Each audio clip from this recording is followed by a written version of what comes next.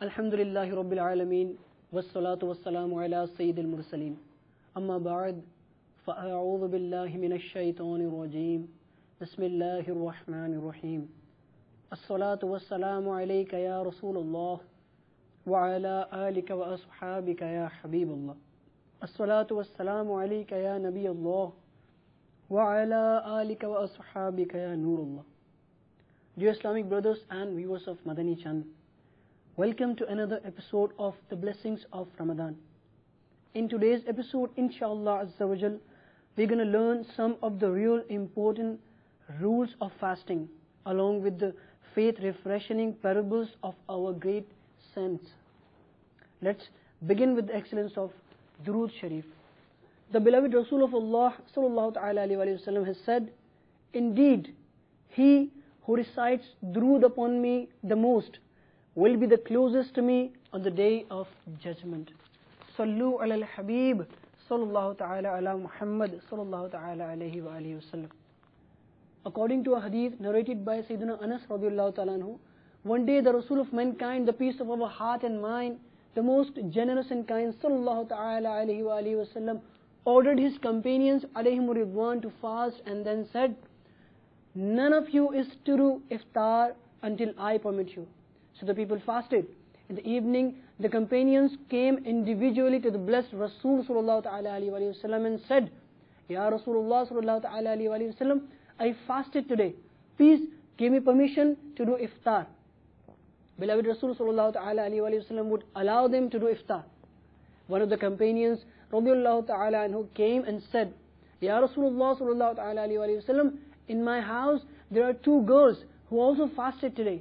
They feel shyness in coming here. Please allow them to do iftar." The beloved Rasul sallallahu ta'ala alayhi wa sallam, knower of the unseen, the faultless sallallahu ta'ala alayhi wa sallam, turned his face away from him. He asked for the second time, but the blessed Rasul sallallahu ta'ala alayhi wa sallam turned his head away from him again. When he asked for third time, Makki Madani Mustafa sallallahu ta'ala alayhi wa sallam said, giving the news of ghaib unseen, "Those two girls have not fasted." How can they say they fasted? They have been eating the flesh of people all day long. Go and tell them to vomit if they have fasted. The companion radiallahu ta'ala anhu went home and told them what beloved Rasul sallallahu ta'ala alayhi wa sallam said. When they vomited, blood and pieces of flesh came out of their mouths. The companion radiallahu ta'ala anhu returned to the merciful Rasul sallallahu ta'ala alayhi wa sallam and told him about the girl's condition. He sallallahu ta'ala alayhi wa sallam said, "I swear by the one in whose omnipotence my life is, if it had remained in their stomachs, fire would eat them." Allahu Akbar.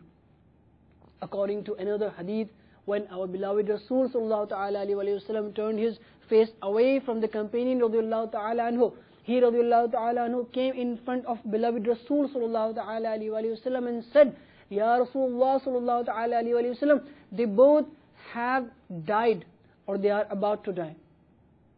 Beloved Rasul sallallahu ta'ala alayhi wa sallam commanded him to bring the two girls to him.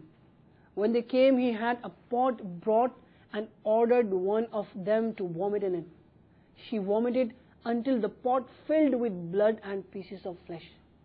He then ordered the other one to vomit. She also vomited as much. The beloved Rasul of Allah sallallahu ta'ala alayhi wa sallam said, "They fasted from the things that Allah Azza wa Jal declared halal, eating, drinking, etc., but broke their fast with the things that Allah Azza wa Jal declared haram." One of them sat down with the other and both of them began to eat the flesh of people. Means they started backbiting. Please read the booklet called Destructions of Backbiting, published by Maktabatul Madina. Inshallah Azza wa Jal, it will help you avoid the major sin of backbiting. Inshallah Azza wa Jal. Sallu ala al-Habib sallallahu ta'ala ala Muhammad sallallahu ta'ala alayhi wa sallam. My dear Islamic brothers and viewers of Madani channel, this narration clearly proves that Allah Azza wa Jal has given knowledge of the unseen to His dear Makki Madani Mustafa sallallahu ta'ala alayhi wa sallam, who is aware of his ummah's circumstances, That is why he sallallahu ta'ala alayhi wa sallam gave the news of ghaib unseen, sitting in the masjid about those two girls. Further, we also learned that committing sins such as backbiting can directly affect the fast and can make fasting unbearably painful. Anyhow, whether we have fast or not, we must control our speech, or else it could lead us to big trouble. If we adopt the following 3 principles, we would avoid many troubles. Number 1, evil talking is always bad. Number 2, silence is better than useless talking. Number 3, good talk is better than silence. Fast of the hands is that they only be used for virtuous acts such as touching the Holy Quran in a state of purity, shaking the hands of pious people. Sayyidul Mursaleen Rahmatul lil Alameen sallallahu ta'ala alayhi wa sallam said, when 2 people who love each other for Allah Azza wa Jal shake hands and recite durood upon Rasulullah sallallahu ta'ala alayhi wa sallam, then their previous sins are forgiven before they depart. Subhanallah. If possible, stroke the head of an orphan affectionately, as you will be rewarded for every single hair that you stroke. Boys and girls are orphans till the age of puberty. Puberty is between the age of 12 and 15 for boys and between 9 and 15 for girls. Beware. Never misuse your hand in oppressing someone, taking bribery, stealing, playing cards, flying kites, shaking hands with a woman.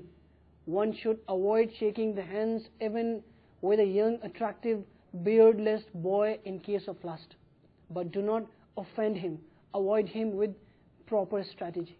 Fast of the feet implies using the feet for permissible and good acts such as walking to masjid or the shrines of saints rahimahumullah ta'ala, visiting scholars and pious people, attending sunnah-inspired ijtima, inviting people to righteousness, traveling with Madani kafilas in the company of righteous people, helping someone in need of help, and would that we walk towards Makkatul Mukarrama zadahallahu sharafan wa ta'aziman, and Madinatul Munawwara zadahallahu sharafan wa ta'aziman, Mina, Arafat, Muzdalifa, to perform tawaf and sa'i.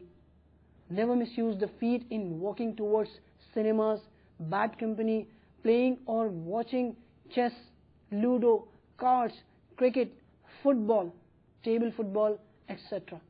With that, we even walk towards Medina, uttering the word Medina. Dear Islamic brothers and viewers of Madani channel, in fact, we can acquire the real blessings of fast if we make all of our body parts fast.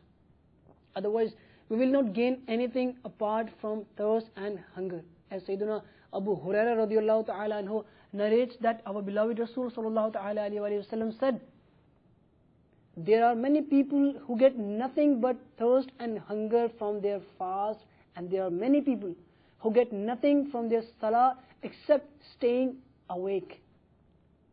Allahu Akbar. Therefore, those who do not prevent their body parts from committing sins despite fasting fail to acquire the real spirituality of fast, and those who stay awake till late night gossiping, chatting or playing different games get nothing but the loss of their health, time and difficulty in the afterlife. Dear Islamic brothers and viewers of Madani channel, if you want to acquire the real spirituality and light of fast and develop a Madani mindset, then please join the Madani environment of Dawat-e-Islami, the international non-political religious movement of Quran and Sunnah, and travel with Madani Qafila in the company of the devotees of Prophet sallallahu alaihi wasallam in order to gain knowledge of the Sunnah. Subhanallah Azza wa Jal, there are great blessings of the Madani environment of Dawat-e-Islami. Sunnah fil Ijtima and Madani Qafila. A responsible Islamic brother of Aurangi town, Babul Madina, Karachi, made the statement in which he mentioned how he joined the Madani environment and how he found a job due to the blessing of Dawat-e-Islami. I began to attend the weekly Ijtima of Dawat-e-Islami on the invitation of an Islamic brother in 2003, but I was not regular. I was upset due to unimportant